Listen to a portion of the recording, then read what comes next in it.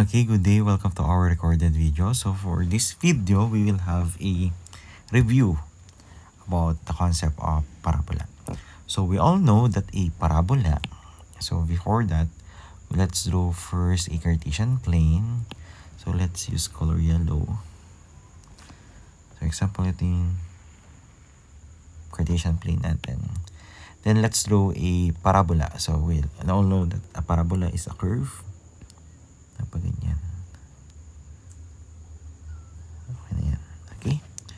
So it is a set of all points from a point. For example, this is a point. Yung point na to. So from its foci, so alam naman natin ang foci nandito. So let's assume dapat straight line to. So yung distance na to ay equal daw po sa distance niya pababa doon sa ating tinatawag na directrix. So kaya kung matatandaan nyo, so ito yung distance 1, distance 2, kung equal po yan, di ba? So for example, yung eccentricity natin, di ba? Yan din yun. Yung distance natin from focus to any point.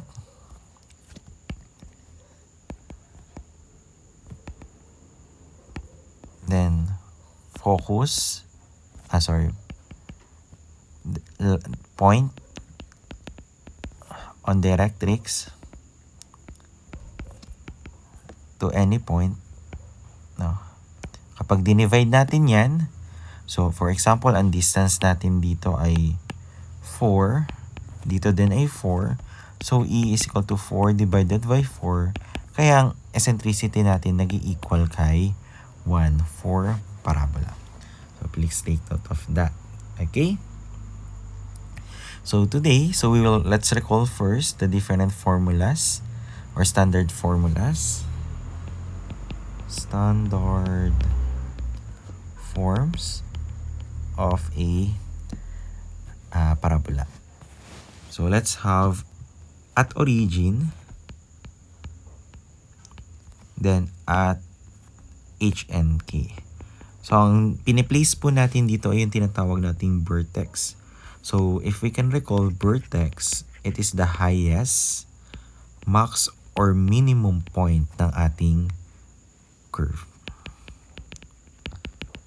In the curve, of the curve. Okay? So at origin, so if we have x squared is equal to 4 py, so ang mangyayari po sa kanya, no, opening niya is upward.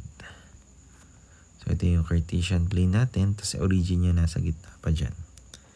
Next, x squared is equal to negative 4py.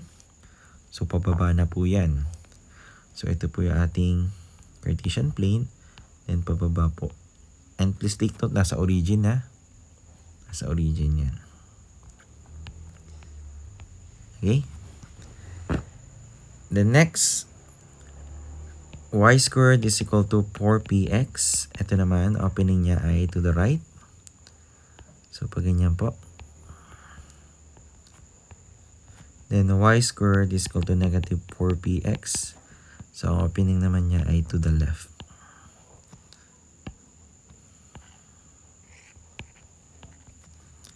So what if meron tayong value ng h and k, yung vertex niya?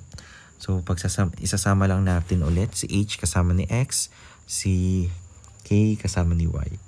So we have x minus h squared is equal to 4py minus k. So mangyayari po sa kanya, ito po yung Cartesian plane natin. So pag ganyan po, may value na h and k yan. Paakyat. Next, x minus h squared is equal to negative 4py minus k. So ganun lang din po. Wala na po sa origin. So possible pababa po yan. h, k. Next, pag sa y minus k squared is equal to 4p x minus h. So open naman siya sa right. Pag ganyan. And then open naman to the left, yung y minus k squared, to quantity squared, then negative 4p x minus h. Ganyan. Okay? So, I will discuss some problems that will help you. So, unahin ko na yung binigay natin sa ating quiz. So, for example, so binigay sa atin to. Y is equal to 2x squared plus 4x minus 1. So, we need to transform it first. Kung mapapansin nyo, naka-function siya.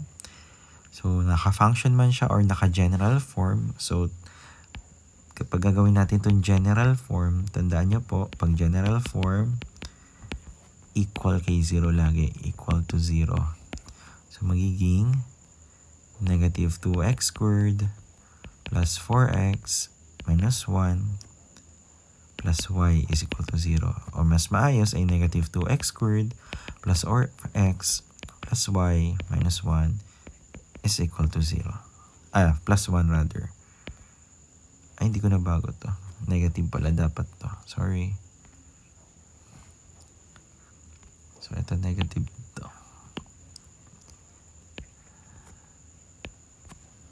Okay? Ayan. Okay? So, pero pag gagawin naman natin, convert daw natin to ng standard form para mag-graph natin. So, magiging advice ko po, nasa left side yung naka-squared like this. So, kapag nasa left side siya, magiging negative 2x squared minus 4x is equal to, transpose natin yung y, negative y minus 1. So, transpose ko po yung y doon. Itong dalawa na to, transpose ko sila sa left. Okay? Then, please take note, dapat walang kasama si x na coefficient. So, i-divide natin lahat sila kay negative 2, negative 2. So, makakancel dito, magiging x squared, negative 4. So, magiging negative 4x divided by negative 2. So, magiging positive 2x na lang. So, kaya magiging x squared plus 2x. Dito naman, negative divided by negative, negative y divided by negative 2, di ba? Positive y over 2 plus negative y over negative 2. So, positive 1/2. Okay? Then, after this, completing the square. So, magiging x, ang b natin dito ay 2. Ito yun, no? So, b over 2 squared. So, magiging 2 divided by 2 squared. So, 2 divided by 2 is 1 squared. So, 1 squared is 1. So, magiging x squared plus 2x plus 1 is equal to y over 2 plus 1/2 plus 1. So, our answer will become x plus 1 squared is equal to y over 2 plus 3 over 2. So, paano naging 3 over 2 po? Using our LCD. So, magiging 1, 2 plus 1. Or itong 1, gawin na lang natin 1, 2 plus 2 over 2. So, magiging 3 over 2. So, next is factor out. Ano lang i-factor out? Yung coefficient ni y. So, magiging x plus 1 squared. So, magiging 1/2. So, ilang 1/2 meron kay 3 over 2? Di ba? 3. Kaya, plus 3. So, this will be our standard equation. So, graphing this. So, ang vertex po natin, no? Ay equal kay negative 1, negative 3. Then, next ay ang focus natin. So, ang focus natin dito ay may value na 4p, di ba? So, ang value ng focus ay p lang. Tandaan nyo po yan, no? So, pero may 4p tayo kay 1/2. So, 4p divided by 4 nyo pa po yan. So, ang p natin ay 1/2 times 1/4 equal kay 1/8. So, may 1/8 tayong distance from the vertex. As you can see, opening din naman to ng upward, no? Kung matatandaan niyo, opening siya ng outward kasi positive.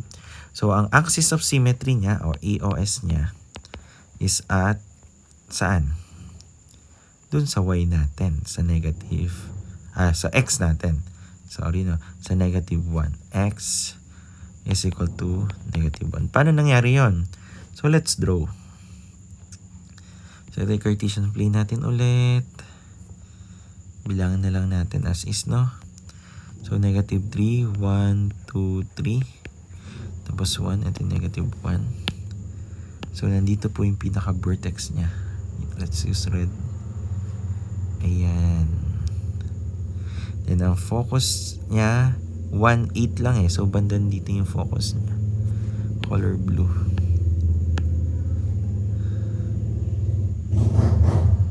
Ayan, 1,8 lang yung dagdag sa kanya. So, ang directrix niya, nandito din sa bandang baba. 1,8 lang din yung layo niya. Okay? So, ang value ng directrix natin dito ay y is equal to negative 3 minus 1,8. So, if you can solve that, so magiging negative 8, 24, 25. Negative 25 over 5. Over 8. Ito yung y natin. Ito yung directrix natin. Okay? Next, latus rectum. So, marami nagkamali dito sa quiz. Pag sinabi po natin latus rectum, yung pinaka-length niya is 4p. Bakit po 2p lang ginagamit natin? Kasi from its focus, ito ay 2p. Dito, ito yung 2p din niya. So, magiging 2p. So, 2 times 1/8. So, magiging 2 over 8 or equal kay 1/4. So, napakakitid lang pala nito. So, mag-add tayo ng 1/4 dito. So, halimbawa 1/4 yan, 1/4 din dito. Okay? So, sa totoo, 1/4 plus 1/4. So, ang buong pinga natin ay 1/2. Kaya nga 1/2 yun nandito natin eh. Okay? So, let's graph it now. So, magiging graph pala dapat natin ay paganyan. So, tama yung mga hindi lumagpas masyado dun. Okay? So, that's all for our parabola. So, I will just end it. So, it's just a review. Hopefully, na-recall yung pagta-transform ng equation niya at pag-graph niya. Okay po ba yan? So, good luck to your exam. Goodbye.